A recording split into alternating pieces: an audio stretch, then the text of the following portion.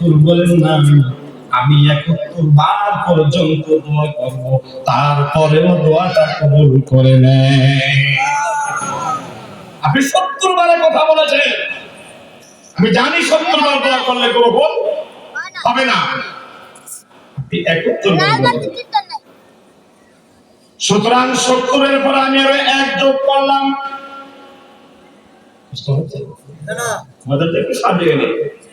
বিচার কাকে বলে? কোরআন সুন্নাহর আলোকে বিচার কাকে বলে? স্বাধীনতার পর থেকে অদ্য পর্যন্ত আমরা বিভিন্ন পর্যায়ের মাধ্যমে এই পর্যন্ত শোষণের মধ্য দিয়ে এসেছি।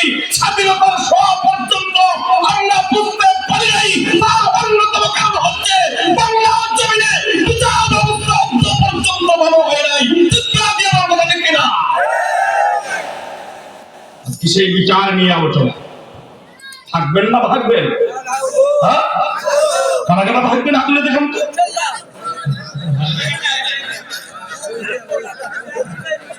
আমার ভুল হয়ে গিয়েছে, থাকবেন কারা কারা? লিল্লাহি তাকবীর। আল্লাহর নবী হাত উঠাইয়া বললেন, আল্লাহ আপনি 70 বারে কথা বলেছেন, আমি আরো 1 বার যোগ করলাম, অর্থাৎ আমি 71 বার দোয়া করব, তারপরেও আব্দুল্লাহ ইবনে উবাইয়ের জন্য দোয়াটা গ্রহণ করে নেন। আল্লাহ রাব্বুল আলামিন আয়াতে সূরা মুনাফিকের মধ্যম পন্থা আয়াতের শুরুতে শব্দ নাযিল করে বলেন, সাওয়াউন আলাইহিম আস্তাগফিরুকা লাহুম। নবী গো, ওদের জন্য দোয়া চাওয়া না চাওয়া উভয় সমান। ওদের জন্য দোয়া চাওয়া না চাওয়া উভয় সমান। সুতরাং আমি আমার জীবদ্দশা এখানে 2008 সাল থেকে আপনাদের ভেদুরিয়ার মাটিতে এসেছি। 2008 সাল থেকে আলোচনা করি এখানে। 2008 থেকে কত পর্যন্ত?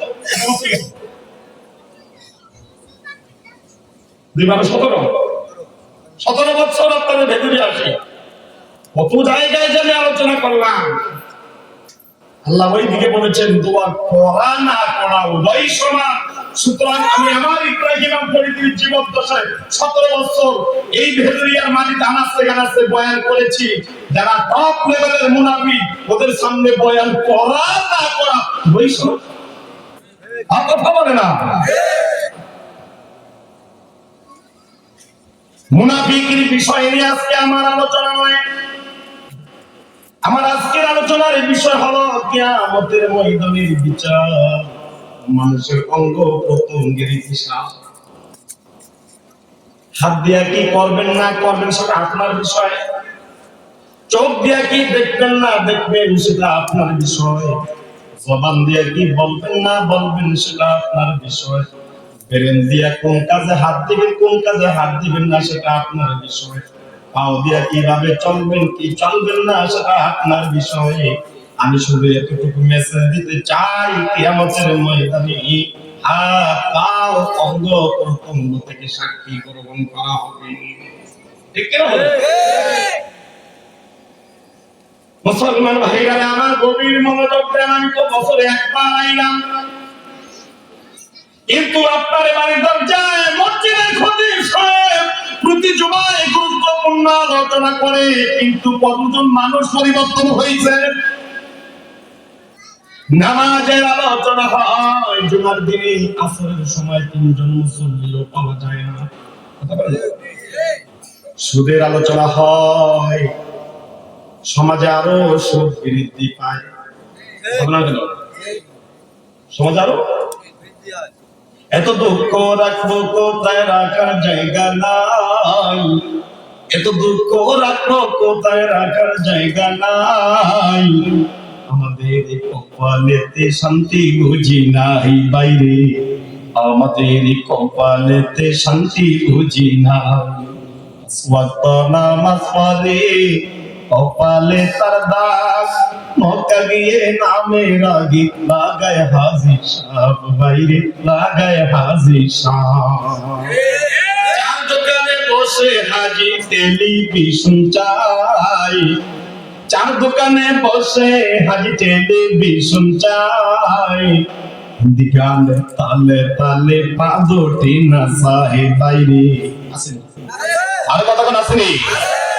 সুদে ঘুষে জীবন কাটে, করে দুর্নীতি, এরা যদি হয় আমার মসজিদের সভাপতি। এখানে তো বলি না, আসে না ভাই? সুদে ঘুষে জীবন কাটে, করে দুর্নীতি, এরা যদি হয় আমার মসজিদের সভাপতি। উচিত কথা কইতে গেলে মোল্লার চাকরি নাই, উচিত কথা কইতে গেলে মোল্লার চাকরি নাই। আমাদের কপালেতে শান্তি বুঝি নাই, জোরে কোন কথা ঠিক কিনা? মুসলমান ভাইরা আমার, সেই জন্যই বললাম হাত কোন কাজে ব্যবহার করবেন কি করবেন না আপনার বিষয়। নামাজের ওয়াজ করলে নামাজি হয় না কেন? রমজানের ওয়াজ করলে মানুষ রোজা রাখে না কেন? সুদের ওয়াজ করলে মানুষ সুদ ছাড়ে না কেন? আমি সেই কথার মাথাতে বললাম, কে কি করলো দেখার বিষয় না। আমার আজকের মেসেজ হলো, যা কিছুই করো না কেন কিয়ামতের ময়দানে অঙ্গ প্রত্যঙ্গ থেকে সাক্ষী নেওয়া হবে, ঠিক কিনা?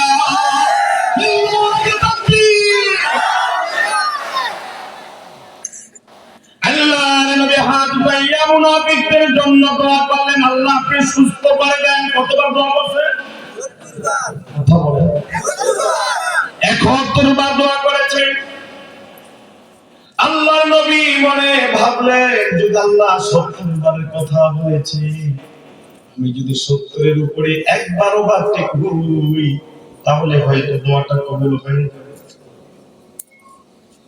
আল্লাহ রাব্বুল আলামিন 28 সূরা মুনাফিকের মধ্যম অবস্থা আয়াতের সংলগ্ন জানিয়ে দিলেন, সাওয়াউন আলাইকুম আস্তাগফিরুকা লাকুম। ওদের জন্য দোয়া চাওয়া না চাওয়া উভয়ই সমান, ওদের জন্য দোয়া গ্রহণ করা হবে হবে। অথচ আল্লাহ নবী কাফের জন্য দোয়া করছে একবার, আল্লাহ রাব্বুল আলামিন একবার দোয়া গ্রহণ করে হযরত ওমরকে ইসলামের ছায়ার তলে আশ্রয় দিয়েছে, ঠিক কিনা? কাফের জন্য দোয়া করলে দোয়া কবুল, কিন্তু মুনাফিকের জন্য 1000 বার দোয়া করলে দোয়া কবুল না। বোঝা যায় মুনাফিক কাফেরের চাইতে বড় দুশমন ইসলামের, ঠিক কিনা? কিছুদিন পরে আব্দুল্লাহ ইবনে উবাই মুনাফিকটা মারা গেল। কিছুদিন পরে মারা গেল, দোয়া কবুল। আল্লাহর নবী আব্দুল্লাহ ইবনে উবাইর জানাজার দিকে হাঁটি হাঁটি পায় পায় করে আগাইতেছেন। রাসূলের জলিলুল কদর সাহাবী, যেই সাহাবীর প্রসঙ্গে আল্লাহর হাবিব বলেছেন, আনা খাতামুন নাবিয়্যিনা লা নাবিয়্যা বা'দি, আমি শেষ নবী, আমার পরে আর কোন নবী আসবে না।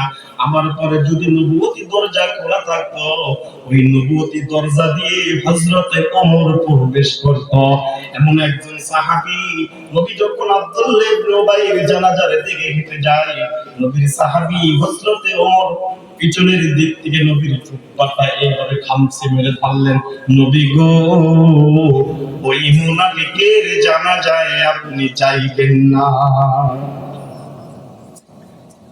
আল্লাহর নবী দাঁড়িয়ে গেলেন, হযরত ওমরের কথা আমার আল্লাহ এত সুন্দর করে পছন্দ করে নিলেন, মুহূর্তের ভিতরে সূরা তাওবার 84 নম্বর আয়াত মেসেজ করে দিলেন।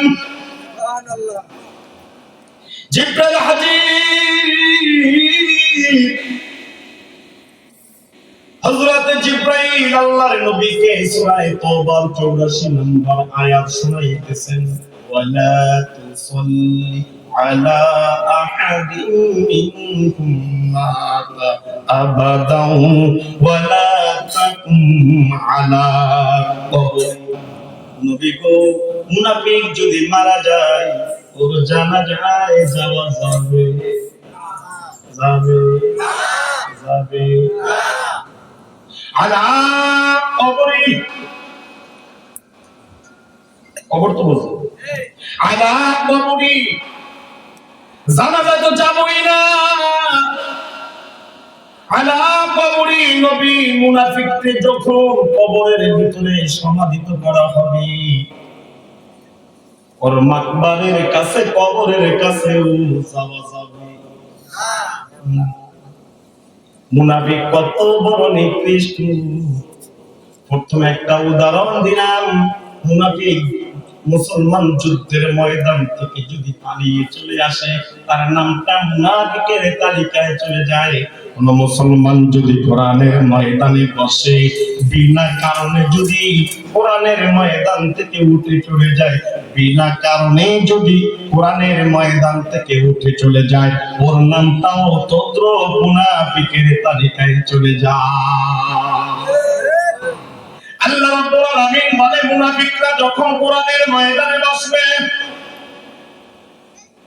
আলোচনা শুনবে যখন দেখবে সমস্ত আলোচনা মুনাফিকের বিপক্ষে আল্লাহ বলে ওয়াইতাল মুনাফিকিনা ইয়াসুতুনা আনকা সুদুদা আস্তে মুনাফিকরা চলে যাবে আছে না নাই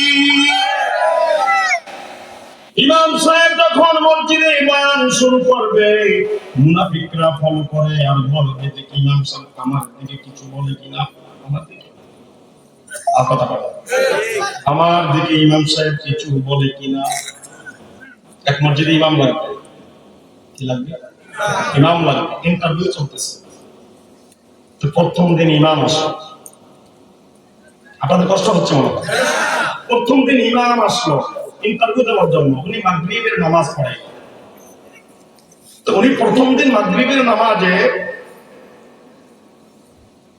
কেরাত নিলেন সুহফি ইব্রাহিম ওয়া মূসা আছে না সূরা 3 আছে না নামাজ শেষে বলল কেশিয়ার সাহেব ডাক দিয়ে তো হুজুর দালালি করতে এসেছে কি করতে এসেছে দালালি করতে এসেছে বলেন কেমন আপনি কেমনে জানলেন আমার সভাপতির নাম ইব্রাহিম সেক্রেটারির নাম মুসা আচ্ছা সভাপতি নাম আর সেক্রেটারির নাম কোরআনে আছে আমি কৃষিকাজের নামটা কোরআনে না আমরা দালালি করতে এসেছে আবার দুজনের নাম পেয়েছে মোটা করে না বাড়ি বাড়ি ঝগড়া করে ভাই ভাই ঝগড়া করে দ্বন্দ্ব নারাই ইমাম সাহেব কি আর ওই ভাইগুলো আমার লাগে সমস্যা হয়েছে ইমাম সাহেব দেখছে হেল্লাকে বই রাখতেছে না আছে না তাই আরে কথাটা না আছে না ভাই এই যে মাধ্যম মুসল্লি ঘরে স্ত্রীর লগে পারে না তো কি ইমাম মুসল্লি কয় মুসল্লি আরে কথা কোন এই যে মাধ্যম মুসল্লি যাই হোক না কেন পরের দিন আরেকজন ইমাম আসলো ওনার কারা উসুলিদের কাছে যথেষ্ট ভালো লেগেছে ওনাকে নিয়োগ দেওয়া হলো প্রথম জুমা ইমাম সাহেব কবরের আলোচনা করছে কিসের কবরে সভাপতি আরে সাড়ে সর্বনাশ এর সাথে বড় বক্তব্য হয় না সাড়ে সর্বনাশ এর সাথে বড় বক্তব্য হয় না হুজুর আপনাকে এখান থেকে কোন আলাদা পাবে বেশ ভালো কথা পরের জুমায় হুজুর আলোচনা নিলেন হযরত আল্লাহ আমাদের হুজুর দিয়েছে একজন আদমি মাশাআল্লাহ মাশাআল্লাহ আব্দুর রহমান আর সবাই স্যার আমাদের হুজুরের কাছে কয় জুমা গেছে 3 নাম্বার জুমায় হুজুর আলোচনা করছে কিয়ামতের আলোচনা মাশাআল্লাহ হুজুর আপনার বয়ানে আমি খুব মুগ্ধ তবে হুজুর আমি এখানে আছি যতদিন আপনি থাকবেন ততদিন কে আপনাকে লড়াই আমি দেখব চতুর্থ জুমায় হুজুরের আলোচনা ধরছে সুদে চতুর্থ জুমায় আলোচনা ধরছে কিসে সুদে সহজে হুজুর টাইম শেষ নামাজ পড়ায় আছেন এতদিন রেডি নামাজ পড়া বাইরে এসে হুজুর আজ যারা আলোচনা আপনি আমাকে আজকে আলোচনা হুজুর আপনি আমার দিকে চাই করছেন চোরের মনে পুলিশ পুলিশ আমাদের আঞ্চলিক ভাষায় আছে না নাই? আজকে আলোচনা হুজুর আপনি আমার দিকে ছায়া করছেন, আমি তো আপনার দিকে চাই না। আমি তো সুদের আলোচনা করছি, আপনি জানেন না মাঝে মাঝে আমি জানি না এটা দিলেন কেন? আমি কইলাম না আমি যতদিন থাকি আপনি ততদিন থাকবেন, আজকে থেকে গেটাও এটি মুনাফিক না? আরে কথা কাটা এটি মুনাফিক। এই জন্য আমরা অযথা কোরআনের ময়দান থেকে উঠে চলে যাব আখিরি মুনাজাত পর্যন্ত সময় দিব, এই নিয়ত করে বসছি। কারা কারা হাত উঠে লিল্লাহি তাকবীর। সম্মানিত ভাইরা, আমি আপনাদের সম্মুখে পবিত্র কোরআন কারীমের মধ্য থেকে সূরাতুল ইয়াসিনের 65 নম্বর আয়াত তেলাওয়াত করছি। সূরাতুল ইয়াসিনের 65 নম্বর আয়াত, আল ইয়াউমা নাখতিমু আলা আফওয়াহিহিম ওয়া তুকাল্লিমুনা আইদিহিম ওয়া তাশহাদু আরজুলুহুম বিমা কানু ইয়াকসিবুন। আল্লাহ রাব্বুল আলামিন কিয়ামতের ময়দানে মানুষের অঙ্গ প্রত্যঙ্গের বিচার নিয়ে এই আয়াতের মধ্যে আলোচনা করেছে। অঙ্গ প্রত্যঙ্গের বিচার নিয়ে, কারণ মানুষ দুনিয়াতে মিথ্যা কথা বলতে বড় অভ্যস্ত। এখন এই মিথ্যা কথা বলার চেষ্টাটা কিয়ামতের ময়দানেও করবে। দুনিয়াতে মানুষ যেরকম মিথ্যা কথা বলতে অভ্যস্ত, ঠিক তদ্রুপ কিয়ামতের ময়দানেও তদ্রুপ মিথ্যা কথা বলার চেষ্টা করবে। তখনই আল্লাহ তাআলা মানুষের জবানটা বন্ধ করে দেবেন।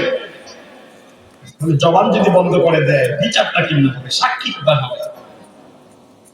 দস্তাগোয়াত মনসানি দজতে দেয়াম, দস্তাগোয়াত মনসানি দজতে দেয়াম, লবাগোয়াত মনসানি বুসে দেয়াম, চশমি গোয়াত করদে আম গমজে হারাম, গোশে গোয়া সিদায়ে আম সামরু কালা। মুসলমান ভাইরা, আমার আল্লাহ রাব্বুল আলামিন জানেন কিয়ামতের ময়দানে যখন বান্দার জবানটা বন্ধ করে দেওয়া হবে, মোহর মারিয়ে দেওয়া হবে, তালা ঝুলিয়ে দেওয়া হবে, কথা বলা বন্ধ করে দেওয়া হবে, প্রত্যেকটা বান্দার হাতের জবান খুলে যাবে, মন মস্তিষ্কের জবান খুলে যাবে, পায়ের আঙ্গুলের জবান খুলে যাবে, চোখের জবান খুলে যাবে, কানের জবান খুলে যাবে। আপনি জীবনে কি করলেন না, সেই দিন হাত বলবে আল্লাহ। কিরামান কাতিবিন নামক ফেরেশতারা ঠিকই লিখেছে, আমার মতোই হাত দিয়া উনি ইসলামের বিপক্ষে রায় দিয়েছে। আমি হাত দিয়া ইসলামের বিপক্ষে রায় দিয়েছি। আমি হাত দিয়া ওলামায়ে কেরামের গায়ে হাত তুলছি। চোখ বলবে আল্লাহ, আমি এই যে চোখ আমারে ব্যবহার করিয়া টোকাইয়া টুকিওয়ালা করে গালি দিচ্ছে। পাও সাক্ষী দেবে আল্লাহ, আমারে দিয়া হারাম জায়গায় গিয়েছে, বাড়ির দরজায় কোরআনের মাহফিল হয়েছে, ওখানে আসে নাই। কি বলবে? কথা বলে কে বলবে? পাও বলবে। আমার বন্ধুগণ, কোন আশায় আছি, কোন চিন্তায় ঘুমাই, একটা বড় আমরা চিন্তা ফিকির করি না। ছোট্ট একটি এক্সাম্পল দিলে আপনারা বুঝবেন। আপনাদের অত্র অঞ্চলের একজন ভিআইপি লেভেলের মানুষ, উনি বর্তমানে কথার কথা উদাহরণ এক্সাম্পল, উনি ঢাকায় থাকেন। উনি এখানে বিশাল বড় একটা ফার্ম করেছেন, খামার করেছেন। মাছের খামার হোক, মুরগির খামার হোক, গরুর খামার হোক, অথবা মাছ চাষ করতেছে, বা ফল ফুল বা বাজে ইত্যাদি সব মিলে একটা খামার তৈরি করলেন। এই খামারটা পরিচালনার জন্য মানুষ লাগবে। কথা বলেন, লাগবে। এখন উনি এখানে 7-8 জন মানুষ কাজের জন্য নিযুক্ত করলেন। উনি ঢাকা। উনি প্রতি মাসের 30 তারিখে বিকাশের মাধ্যমে টাকা অ্যাপ্লাই করে দেয়, কিন্তু হঠাৎ করে 2 মাসের বেতন উনি বন্ধ করে দেন। 2 মাসে কথা বললেন না, গুরুত্বপূর্ণ কথা, এদিক সেদিক হলে কিন্তু নড়চড় হয়ে যাবে। মন মস্তিষ্ক স্থির করা লাগবে।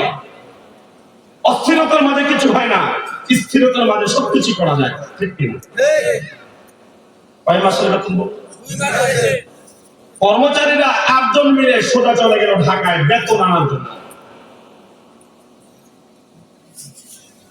এখন সাহেবের কাছে গেছেন, উল্টা ঝাড়ি সাহেব, সাহেব 2 মাস পর্যন্ত বেতন দেন না, আমরা খাবো কি? সাহেব বলে, তোরা আমার ফার্মে কত বছর কাজ করো? 5 বছর। এই 5 বছরের ভিতরে বেতন ভেজে রাখলাম কয় বছর, কয় মাস? 2 মাস বাজায় রাখলাম। কেন রাখছি জানো? কেন? তোরা ঠিক মতো কাম কর। লগের একটা থেকে গাঁদা ঘুরি নিয়ে আমি ঢাকা, আমরা কাম করি ভোলা নিয়ে, আমরা কোন কাজ করি না। সরিমতি করিমতি বলে হাবিবুল্লাহ কইছে, মানে হাবিবুল্লাহ লাগে আমার লাগে সেদিন মাঝে আসলে হাবিবুল্লাহ ওই মনে কইছে আমাকে বাজাছে সাহেব বলে যাবে কোন হাবিবুল্লাহ টাবিবুল্লাহ শুকরালি উকরালি কিচ্ছুই আমরা আল্লাহ রাস্তা সরব। আমি কাউকে চিনি না। আপনি যদি কাউকে না চিনেন তাহলে আপনি ঢাকায় বসে গ্রামের খবর কিভাবে নিলেন? মালিক ডাক দিয়ে বলেন, বিজ্ঞানের জগৎ কি কোথায় আছে? মূর্তির ভিতরে খবর নেওয়া যায় কি যায় না? আর কথা বলে না, যায় কি যায় না? মালিক বললেন, তোমাদেরকে প্রতি মাসে আমি লক্ষ লক্ষ টাকা বেতন দেই, খামারে আমি লাখ লাখ টাকা ব্যয় করি, এত টাকা বিসর্জন দেওয়ার পরে তোমরা ঠিক মতো কাজ করো কিনা, এই জন্য আমি সিসি ক্যামেরা নামক 10 থেকে 12টা সিকিউরিটি রেখে দিয়েছি। সিসি ক্যামেরা নামক সিকিউরিটি রেখে দিয়েছি। কাজের কামরা একজন বলে সিসি আমরা বুঝি না, পর্যন্ত বডি তারা কিসে আবার সিসি আমরা জানতে বুঝি না। ঠিক মতো কাজ করো কিনা আমি নিয়ন্ত্রণ করার জন্য, পর্যবেক্ষণ করার জন্য সিসি ক্যামেরা লাগিয়ে রেখেছি। আমাদের বিশ্বাস হয় না। মালিক কয় আমার সাথে আসো। আর অন্দর মহলে নিয়ে দেখাইল, অমুক মাসের অমুক তারিখ কম্পিউটারে চার্জ দিল, দেওয়ার পরে দেখে 8 জন কামলা ক্ষেতের আইলে বয়ে বয়ে বিড়ি টানিয়ে ফোন দেখি থেকে 8 জনটা বিড়ি দিয়ে কিভাবে কি সম্ভব? তারপরের দিন আবার দেখলো যায় ব্যক্তিরা ঘুমাইতেছে, কাজে যায় না, গরু খামারে বান্দা ছাগল গুলা ছাড়ে নাই, ক্ষেতের ভিতরে গরু ঢুকে সব সর্বনাশ করে দিছে, কামলা একজন নাই। 8 জন কামলা মুহূর্তের ভিতরে নিচের দিকে তাকায় রইলেন। এমন একটা জগতে আমরা পদার্পণ করলাম যেখানে অন্দর মহলেও কোন ভুল করলে তা ধরা খেয়ে যায় জাতির কাছে, ঠিক কিনা? ঠিক। আল্লাহ রাব্বুল আলামিন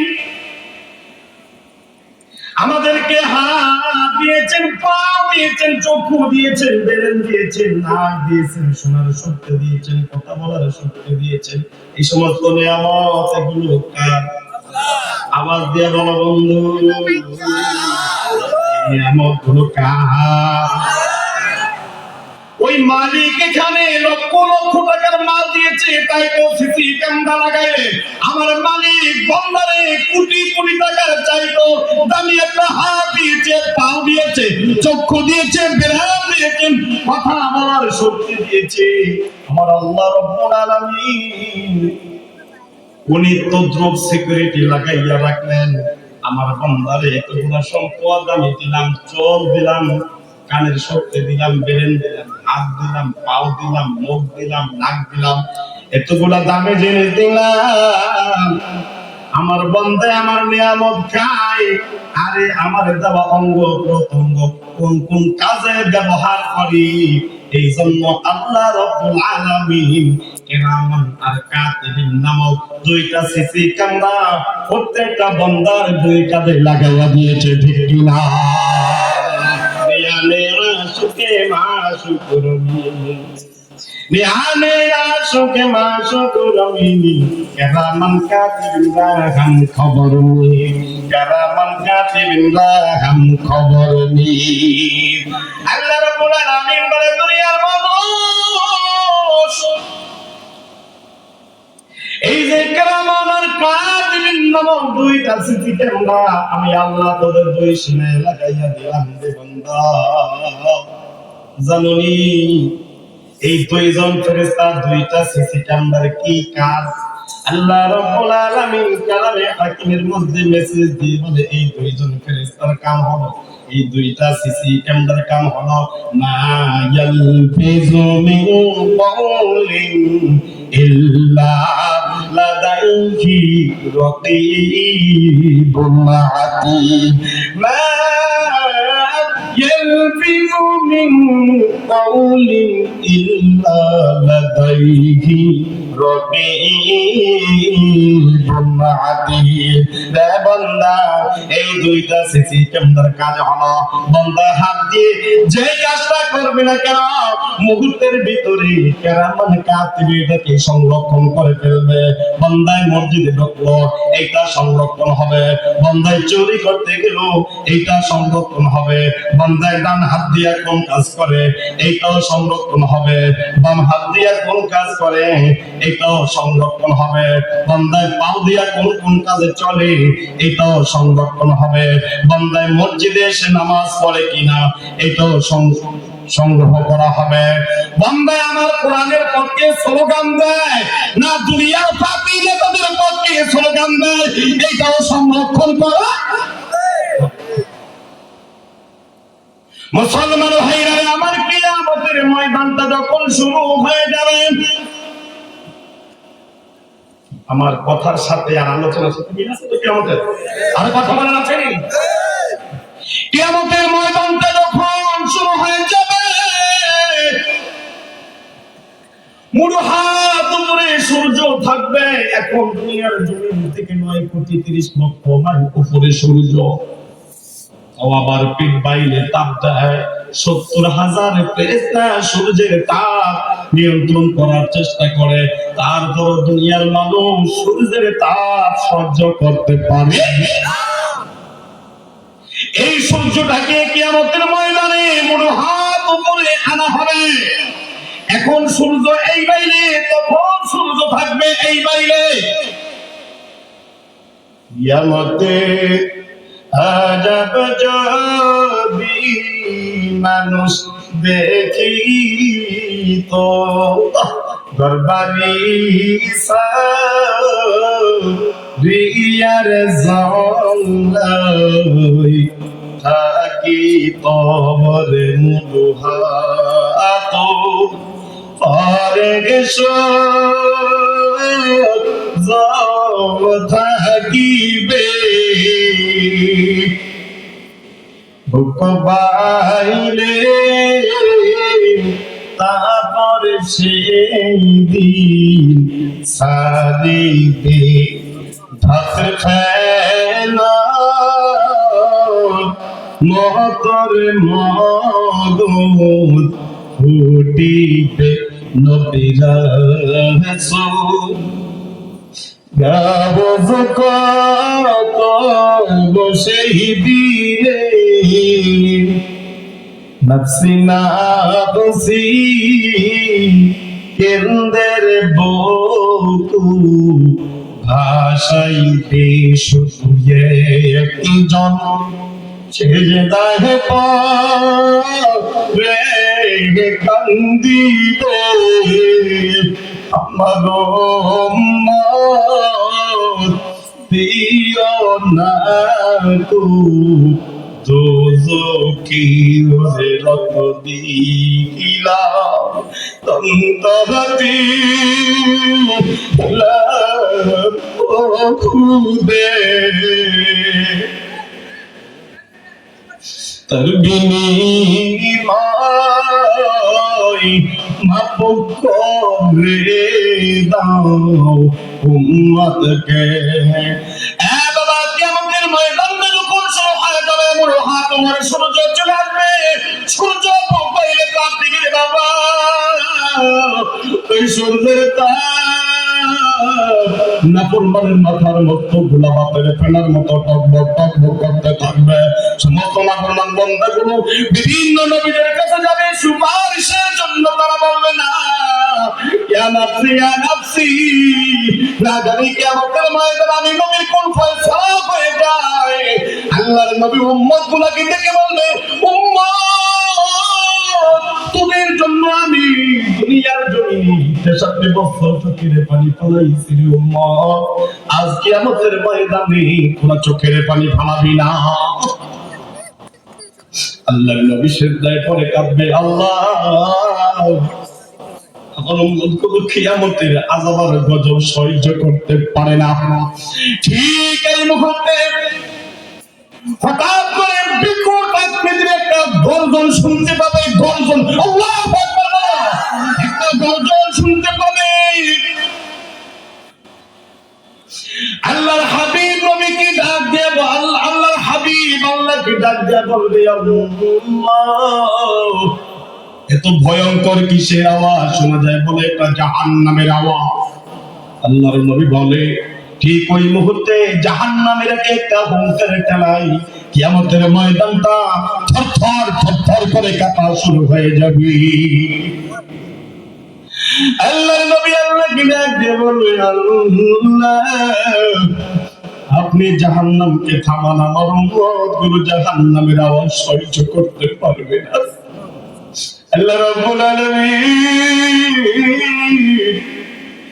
তার কুদরতি হাতের থেকে একটু পানি ছিটা দিবে, অমনি জাহান্নাম পিছনে চলে যাবে। আল্লাহর হাবিব আল্লাহকে ডাক দিয়ে বলবে, আল্লাহ জাহান্নামের গায়ে 70,000 শিকল, এক একটা শিকলে 70,000 ফেরেশতা। এ মালিক এত লক্ষ লক্ষ ফেরেশতারা যেই জাহান্নামকে টেনে হিসড়ে ধরে রাখতে পারলো না, ওই জাহান্নামের দিকে আপনি একটু পানি ছিটিয়ে দিলে এটা কোন পানি? এটা কি আবে হায়াতের পানি কিনা, হাউজে কাউসারের পানি কিনা? আল্লাহ রাব্বুল আলামিন বলবে, হাবিব এটা হাউজে কাউসারের পানি না, এটা আবে হায়াতের পানি না। আল্লাহর নবী বলতে, তাহলে কোন পানি? যে পানির এত পাওয়া। আল্লাহ রাব্বুল আলামিন বলবে, হাবিব আমার গুনাহগার উম্মতগুলো দুনিয়ার জমিনে কোরআনের ময়দানে বসে বসে আমি আল্লাহর আযাবের কথা শুনে, গজবের কথা শুনে, আমি আল্লাহর বরকতের কথা শুনে চোখে পানি ফেলে ফেলে কেঁদেছি। তাহাজ্জুদ নামাজ আদায় করে আমি আল্লাহকে ভয় করে চোখের পানি বানাইছি, জাহান্নামকে ভয় করে চোখের পানি বানাইছে। আমি আল্লাহ ওই গুনাহগার বান্দার চোখের পানিগুলা পদ্ধতি ভাবে রেখে দিয়েছি। আল্লাহ নবী ডাক দিয়ে বলবে, আল্লাহ কিয়ামতের বিচারটা আপনি শুরু করে দেন। আল্লাহ রাব্বুল আলামিন এবার কিয়ামতের বিচারটা শুরু করে দিবে। আমতাসুল ইয়াওমা আইয়ুহাল মুজরিমুন। আল্লাহ রাব্বুল আলামিন নির্দেশ দিয়ে দিবেন, জাহান্নামীরা আলাদা হয়ে যা। জাহান্নামীরা আলাদা হয়ে যা, হে পাপীরা আলাদা হয়ে যা, আমি নবীর আদর্শের বিরোধিতা যারা করছো আলাদা হয়ে যা। সকল মুসলমানের বিশ্বনন্দিত একমাত্র নেতা নবী মুহাম্মদ রাসূলুল্লাহ সাল্লাল্লাহু আলাইহি ওয়াসাল্লাম, ওই নবী নামক নেতার আদর্শ বাদ দিয়া অন্য নেতার আদর্শ যারা গ্রহণ করছো, কিয়ামতের ময়দানে আল্লাহ ডাক দিয়া বলবে, আমতাসুল ইয়াওমা আইয়ুহাল মুজরিমুন।